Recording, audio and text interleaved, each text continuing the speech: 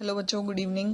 Isomerism, two or more compounds having same molecular formula but different chemical and physical properties are called isomers and the phenomena is called isomerism. Isomerism दो तरीके की होती है, structural and stereo. Structural में chain, position, functional, metamerism and tautomerism. Stereo में conformers, geometrical and optical. Let's start with structural isomerism. Structural isomerism में molecular formula same रहेगा लेकिन जो अरेंजमेंट है मॉलिक्यूल्स की in the space is different. So first talk about chain. In chain isomerism molecular formula is same but the branching will happen in the shapes. Like if we talk about n-pentane and if we do little bit alteration in the molecule, you will get isopentane and then this is the neopentane.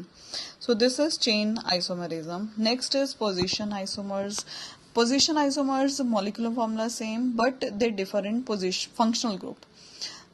In the position of functional group. If we talk about this example, this is 1 propanol and this is 2 propanol. इसी तरीके से खाली आपको position change करनी है functional group की, so that will give you example for the position isomerism.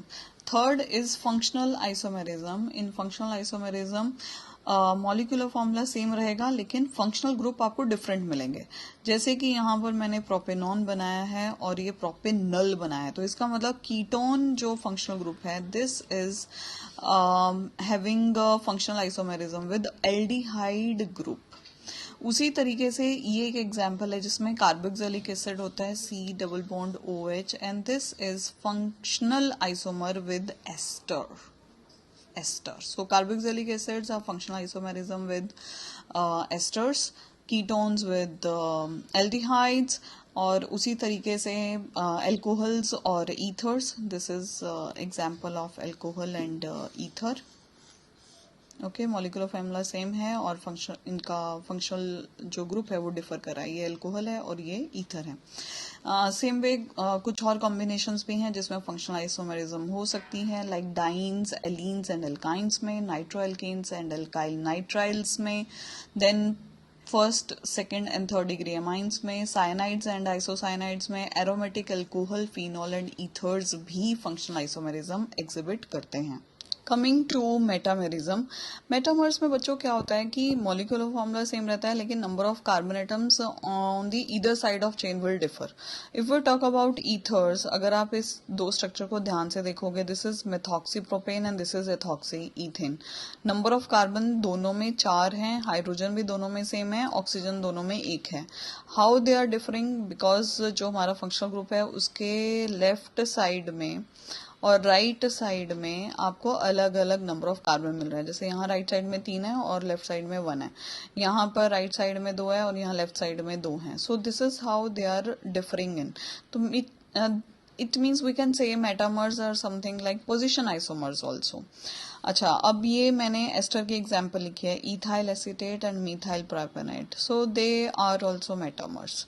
Coming to tautomerism. Tautomerism एक special case of functional isomers हैं जिसमें फंक्शनल ग्रुप अलग अलग रहेगा and the best part is that कि इसमें दोनों आइसोमर एक दूसरे के साथ डायनामिक इक्विलिब्रियम में रहेंगे.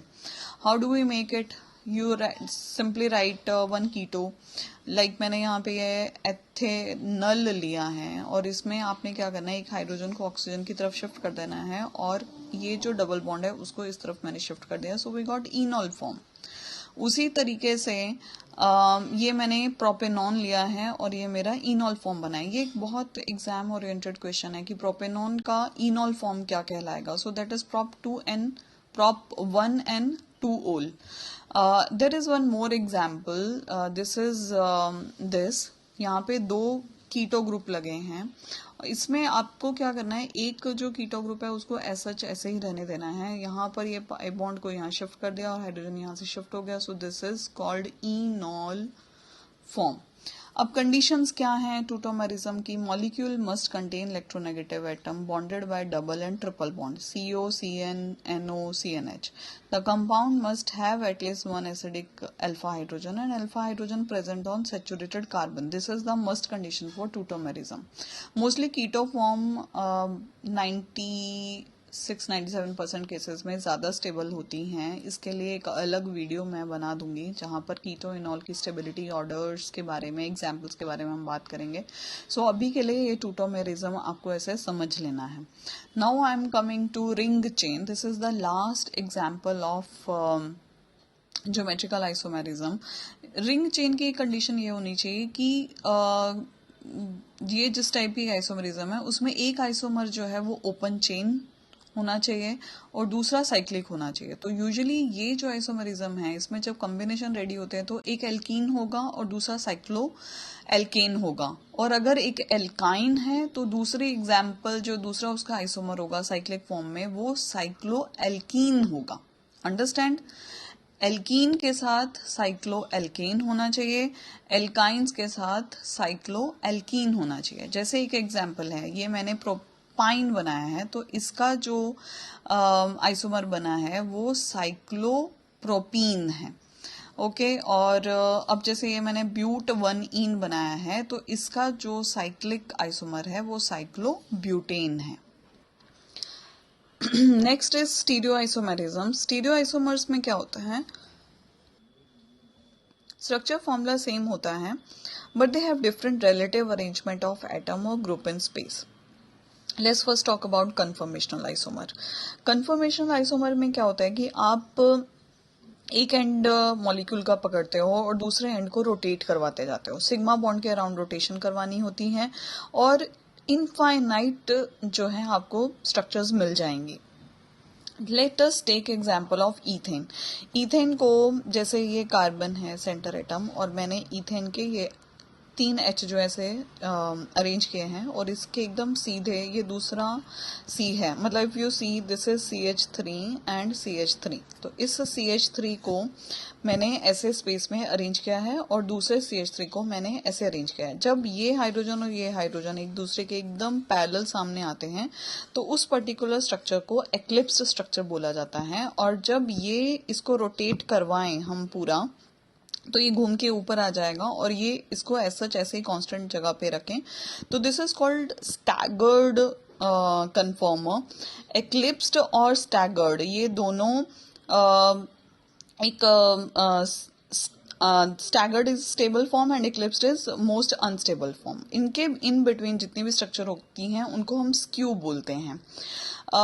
ये जो रिप्रेजेंटेशन है this is called sawhorse representation and the same way we can represent staggered something like this is called Newman projections. So these are called conformers. और now I am coming to geometrical isomerism. Geometrical isomerism बच्चों कब होती है, जब हमारे पास double bond आ गया है, क्योंकि डबल बॉन्ड के अराउंड हम रोटेशन नहीं कर सकते हैं तो यहाँ पे सी हॉर्स या फिर कन्फर्मेशन एग्जिस्ट नहीं करेगी इस टाइप के डबल बॉन्डेड मॉलिक्यूल्स में। तो वहां पर हम ज्योमेट्रिकल आइसोमेरिज्म ऑब्जर्व करते हैं। तो उसमें मेनली क्या है, डबल बॉन्ड के अराउंड जब दो functional group same functional group एक डायरेक्शन में या एक ही साइड में आ जाते हैं तो उसको सिस फॉर्म बोला जाता है, और जब वो एक दूसरे के डायगोनली ऑपोजिट डायरेक्शन में आ जाते हैं तो उनको ट्रांस आइसोमर बोला जाता है। Trans isomer is more stable. Mostly इनका जो डायपोल मोमेंट होता है वो 0 होता है और सिस में एक रिजल्टेंट डायपोल मोमेंट एग्जिस्ट करता है। The next is optical isomerism.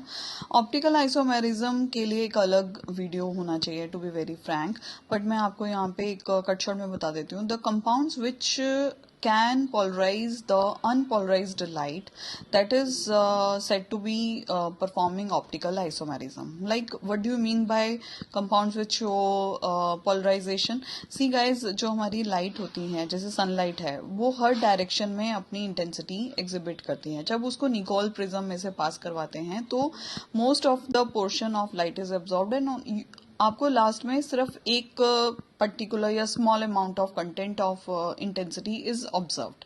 This is called plane polarised light. अब ऐसा क्यों होता है, देखो इसका मेन पर्पस मेन जो रीजन है दैट इज बिकॉज ऑफ चिरालिटी।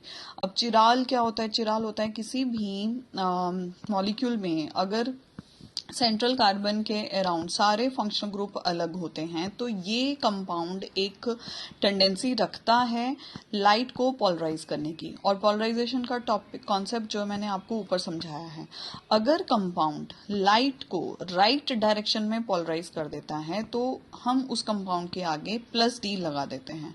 अगर यही कंपाउंड लाइट को लेफ्ट साइड में पोलराइज कर देता है या रोटेट कर देता है तो उस कंपाउंड के आगे हम लोग -L लगा देते हैं। So this is how we call it optical isomers representation.